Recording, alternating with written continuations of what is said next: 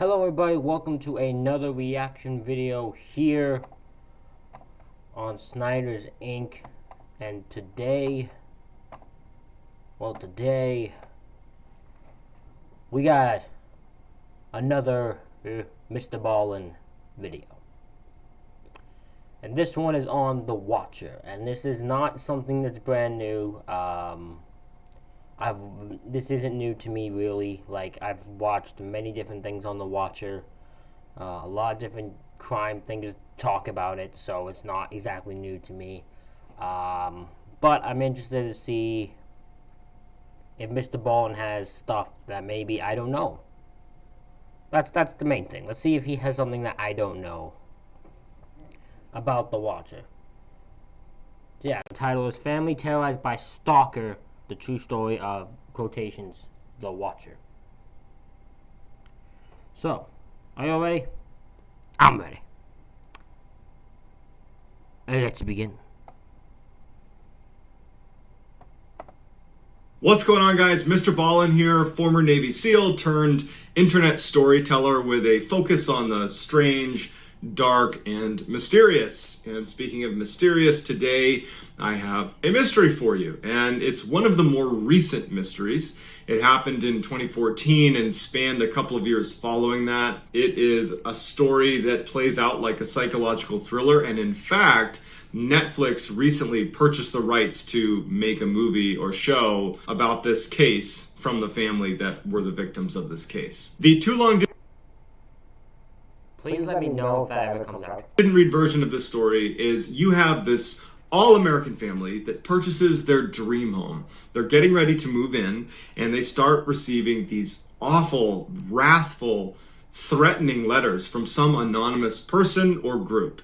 The letters get progressively worse and indicate that whoever is watching them very closely at all hours and is able to see things that are not easy to spot just from walking by. This is someone who is really intensely focused on the family. I think that the best way to watch this video and learn about this case, to really appreciate what this family went through, is to put yourself in the position of being the Broaddus family. That's the family that purchases the house. Imagine you're in their position. Would you have stayed or would you have left? And I'd love to hear about it in the comments section. So let's dive in. Okay. In June of 2014, Derek and Maria Broaddus purchased their dream home. It is a $1.3 million 6-bedroom house in Woo! Damn. That's a lot for a house. Westfield, New Jersey, which is a very affluent northern New Jersey town. So the house they purchased was on Boulevard, that's the street name, and Boulevard within Westfield is, at the time, was like the street. If you lived on Boulevard, you had made it. I would say that times have changed because now Boulevard is remembered as the place where this case happened, so I would say it's probably not the best place to live anymore, but at the time it was like Derek and Maria were living their dreams and they knew it. 3 days after the sale of the house, they hadn't moved in yet. Derek had gone to the house to do some painting of the walls and some simple house renovations. I think he was just so excited about this house, he just wanted to go over and just kind of be in the space. So his wife and his kids are back at their old house that they had sold but hadn't moved out of yet. And so he's at the new house and he's doing these simple renovations, and he's like, you know what, I'm gonna check the mail. Because even though they'd only owned the house for 3 days, he was like, you know what the heck, see what it feels like to go collect the mail, because this is going to be my new home. And so he goes out and he opens the mailbox, and inside is this little tiny card-shaped envelope addressed to the new owners. Dearest new neighbor at 657 Boulevard, allow me to welcome you to the neighborhood. Oh no. Why did he do the voice for it? Why did he do a dark voice for it? Oh god. Oh, Mr. Ballen. Addressed to the new owners. Dearest new neighbor at 657 Boulevard, allow me to welcome you to the neighborhood. 657 Boulevard has been the subject of my family for decades now, and as it approaches its 110th birthday, I have been put in charge of watching and waiting for its second coming. My grandfather watched the house in the 1920s, and my father watched in the 1960s. It is now my time. Do you know the history of the house? Do you know what lies within the walls of 657 Boulevard? Why are you here? I'll find out. The letter goes on. If that's actually what it says, what a random thing to get in the mail. I wouldn't know how I'd react if I got that. On to identify what kind of car they were driving. It was a Honda minivan. It went on to say how many contractors were in and around the house over the past couple of days that were doing some renovations on the house. It even said that, I believe I've counted that you have 3 children. Someday I will learn their names and I will call to them.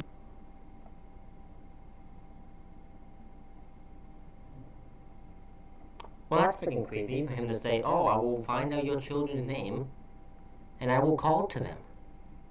That is freaking weird, and that's pretty disturbing, not gonna lie. And I will take them from you. It's like this, it's like a reconnaissance of his family had already begun as soon as they moved in. And so Derek is reading through this letter, and he's realizing that whoever is sending this, this is not a friendly neighbor at this point. This is someone who is out to harm them in some way. Wait, threatening to take your kids, I would say that's pretty harmful. So he takes the letter, he runs back into the house, shuts all the windows, locks all the doors, leaves the house and goes right back to his wife and his kids that are at their old home. And they promptly call the police. Police show up, they read the letter, and they're like, what is this? Do you have enemies? Who wrote you this? Because even the language inside the letter was it was not quite Old English, but close. It was like this bizarre writing, and it was just very stalkerish and awful, and the police just don't really know what to make of it. And Derek and Maria are obviously very upset. They haven't even moved into the house yet, but this is a big cause for concern. So the letter did not have a return address, but at the end of the letter it just said, who am I? I could be someone that's walking by your house every day. I could be someone driving by your house every day. I could be one of your neighbors. I could be anybody that you see at any given day, and you'll never know. And then it just says, signed, The Watcher. After the police leave that night and oh my god, he gave himself the nickname The Watcher?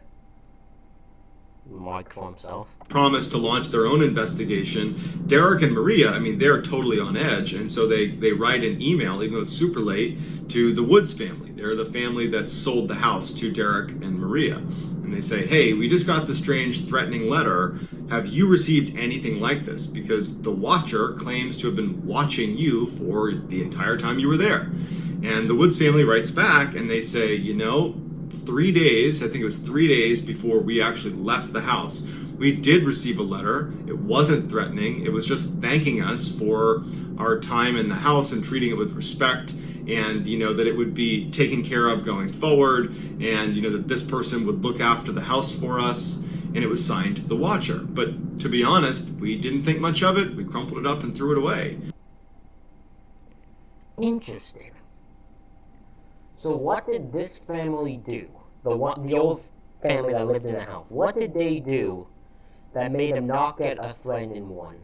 But the one that did, but the new one coming in, has done something where this guy does not believe they will be respectful to the house, and he will have to get rid of them. So the Broadduses decide that they are not going to rush to actually move into the new house. They had thought about doing it, but they decide with this letter that maybe it's best to hold off a little bit. And so Derek and Maria would do day trips with the kids. They'd go do day trips, do some renovations, make sure that the contractors that were there were doing a good job getting the house in order, and then they would come back to the house that they were still living in. About 2 weeks after that letter was found, Maria is there with the kids, and she gets to the new house, and she sees there's a letter from the Watcher. The same envelope, same writing on the outside. And so she immediately calls the police, even before she reads it. She opens it up, and it says, "Welcome again to your new home at 657 Boulevard. The workers have been busy, and I have been watching you unload carfuls of your personal belongings. The dumpster is a nice touch. Have they found what's in the walls yet? In time, they will." The Watcher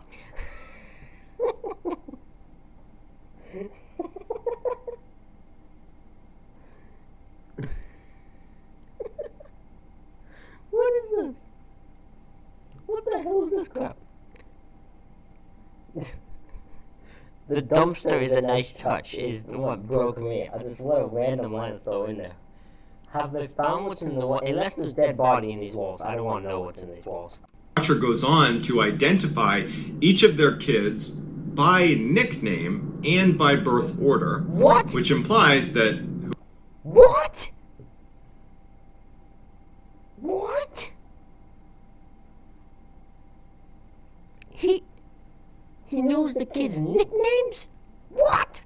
whoever this was close enough to Maria or to Derek when they were speaking directly to their kids using their nicknames that they overheard. Because it's one thing to know the children's full names, because it's possible that you could have looked it up online or something, but to know their nicknames, that implies a level of proximity that even though they knew the Watcher was probably in the neighborhood, almost definitely, this meant they were practically on top of one another. And it gets creepier. The Watcher also in this letter asks, about one of the children and says, is she going to be an artist? I saw her using her easel yesterday. Well, the easel that this girl had been using is in a back room of the house that is mostly obscured by trees and shrubbery. There's really only one vantage point where you could see this child, and it would mean you're right on the property, like pretty much in plain view of anybody there. And with Maria and Derek and basically everyone on high alert looking for this person, it seems odd that they could be able to see this girl working at her easel in this kind of hidden back room and not be spotted. Unless it's one of the contractors.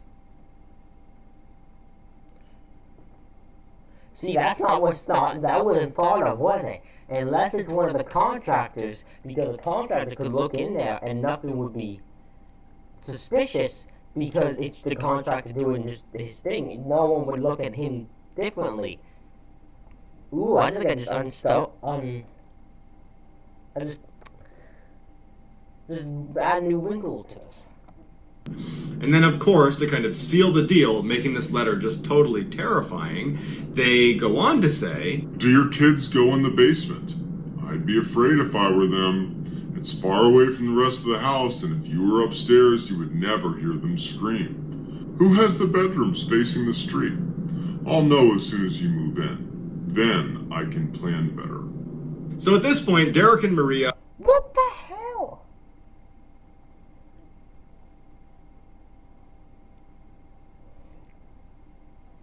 What?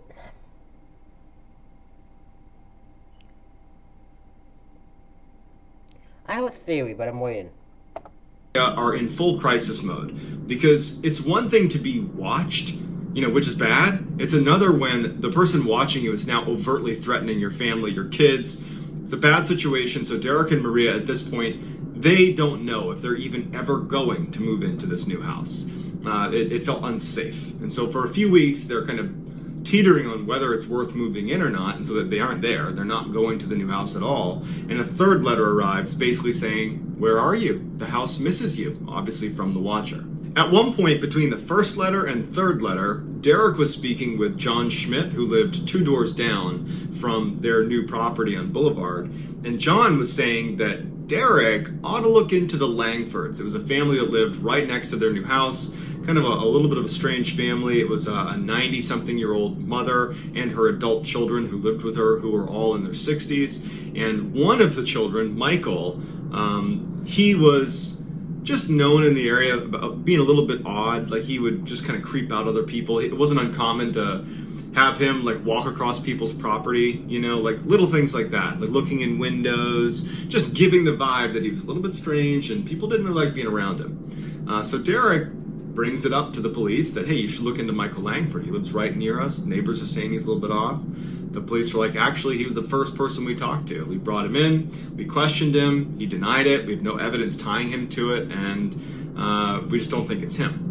And then later on in the investigation, they would actually do a DNA sample from one of the letters, and they would find out that it was a woman's DNA. And so that effectively ruled out. So it's a woman.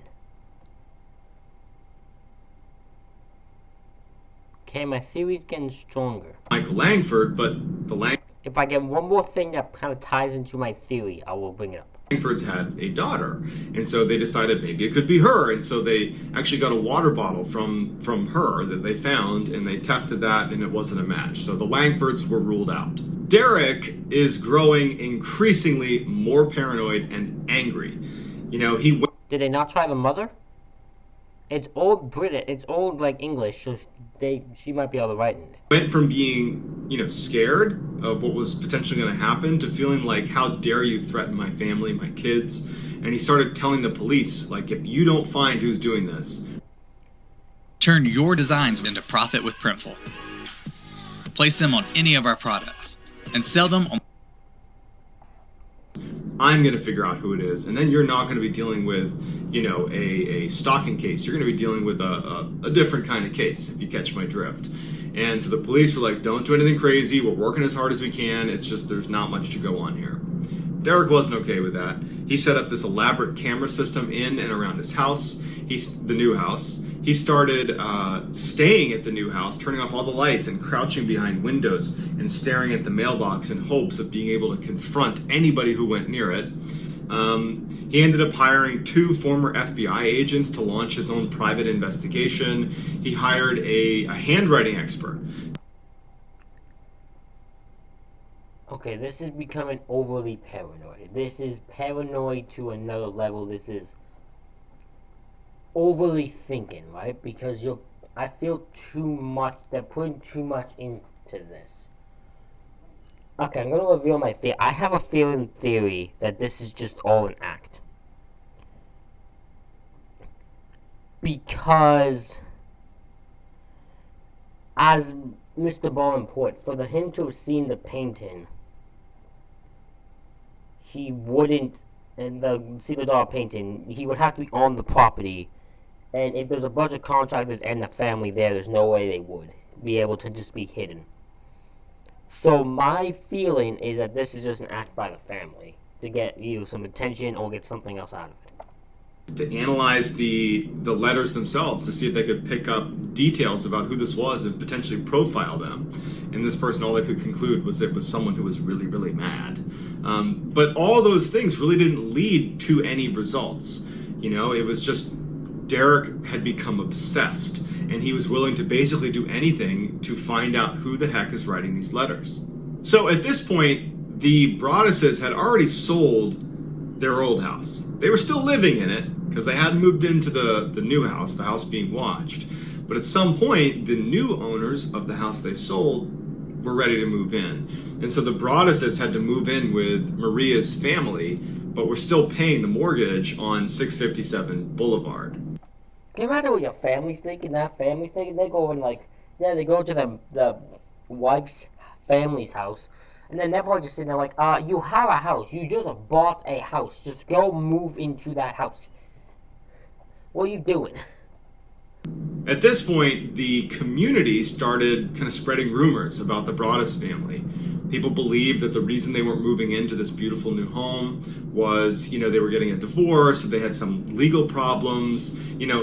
The letters and what was going on with these letters, that was not widely known. There was speculation about it, but no one really knew for sure. So Derek and Maria kind of gradually became pariahs, and they ultimately decided that they're just going to sell this house, this new house they purchased, because they need the money. They've tied up a lot of money in it, and they feel like, we'll sell the house and we'll move on. But by the time they listed it, enough rumors were circulating about the weirdness around that house and why no one was moving into it, and the weirdness with Derek and Maria, that nobody wanted to buy. And so they initially list this property above what they paid because they had put $100,000 into the house in renovations. They just kept doing renovations, and that was their way of justifying not moving in. They were like, "We'll keep fixing it up. It'll be better once we move in." But so they put $100K in, and no one bid. They lower the price, no one bid. They continued to lower the price to where it was like a full-blown deficit. Still, no one made an offer, so it sat vacant. At this point, Maria and Derek turned their frustration towards the previous owners, because as I mentioned earlier, they had received a letter from the Watcher. Granted, it was, at the very end of their stay in this house, but it was before they gave over the keys to the Broaddus family, and Derek and Maria felt like the fact that they got an anonymous letter that was literally signed The Watcher, that name alone was kind of ominous enough that they felt like the Woods family should have disclosed that to the Broaddus family before they moved in. And so they filed a legal complaint against the Woods family. Oh, that ain't gonna fly. Nope, that ain't gonna fly. You ain't gonna win that. What the hell is it? You see, this is the problem. So you can't be doing this stuff. This just makes you look bad. You look at you're desperate for money. For God damn it, this is gonna fail on your ass. Basically saying that you held information that potentially would have kept us from moving in and not having this problem. Well, Derek and Maria were assured by their legal team that at most, a small legal newswire might pick up this lawsuit and that would be it.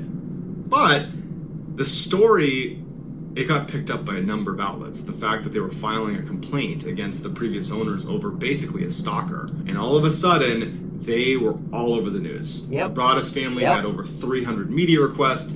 Yep, because once the rumors start and then you do this, you are asking for people to start talking. And it's the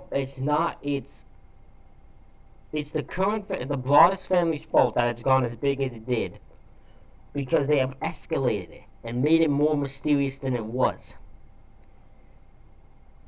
There were TV stations and news stations camped out on the front lawn. Everybody wanted to know what's going on with this bizarre, Watcher. It became this huge thing. And so for Derek and Maria and their family, they had to vacate Westfield because it was basically not only unsafe because they were being watched by this phantom menace, but now they couldn't escape the media pressure and all the speculation from their nosy neighbors. It was just a total train wreck. Finally, the Broaddus family got some good news, literally years after this first letter is sent and they tied up all their money in this new house. A family agrees to rent the house. Now, this is going to be at a loss for the Broaddus family. The rent money will not even cover the mortgage, but to them who've just been sitting on this worthless property that's just been eating away at their finances, this was a huge win. The Broaddus family, they put into the contract with this new family that, hey, you know what's going on here with the Watcher. If you get another letter, you're able to renege on this contract. And so the new family moves in, and 2 weeks into being there, what do you think happens? Another letter shows up. You wonder who the Watcher is. Turn around, idiots. Maybe you even...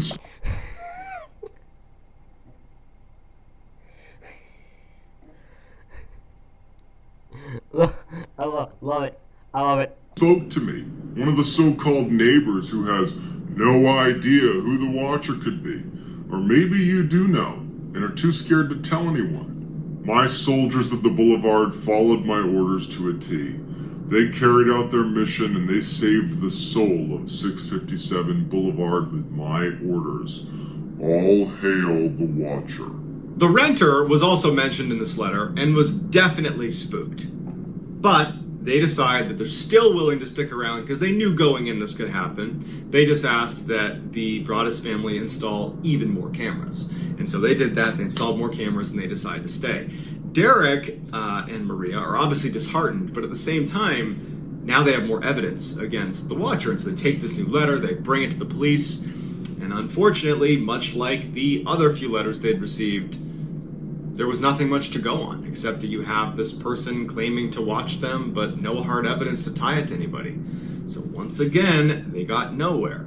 After renting this house out for a while to this family at a deficit, the Broaddus family in 2019 finally decide to just sell the house at a $400,000 deficit. It was just a huge nightmare, and at this point they were willing to pay $400,000 to get rid of it. Before they sold it, they received one more letter, and this is what it said. You are despised by the house, and the Watcher won. Despite the investigation by police and the unofficial investigation by Derek's private investigators, we are not anywhere closer to figuring out who the Watcher is. I love the fact that he says in the final letter, the Watcher says he won. So I guess his goal was to get them out of the house. It's interesting. It's interesting that the fact that this is apparently his goal. Or her goal, I guess. It's female. Or both. Or what's hidden in the walls. It's all still a huge mystery. Many people have speculated that the Broaddus family, that Derek specifically, was probably the person who wrote the letters, because in fact, he would later admit that he wrote a number of anonymous letters to people in the community that had been bad-mouthing he and his family.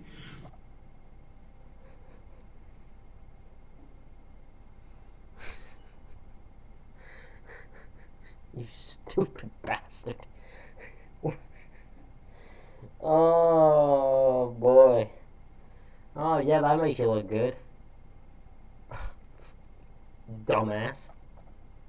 But he said it was purely out of frustration. I wanted to scare them and make them, feel what it was like to have the Watcher watching them. But he said, this whole situation has really devastated them financially and emotionally, and, kind of ruined their ability to stay in the town that they loved so much. So it just, the angle that he stood to benefit from this, it's not a very good theory in my opinion. In addition, recently Netflix bought the rights to their story. But if Derek and his family had said, what we're going to do is we're going to set up this elaborate mystery around ourselves for years in order to secure movie rights, you'd be putting your kids through something so traumatic. And so the idea of having your kids have to live with the fear of being attacked and getting bullied at school because, everybody talks in these communities, that seems far-fetched too. It remains to be seen who the Watcher is, but to this day, it remains a mystery. So,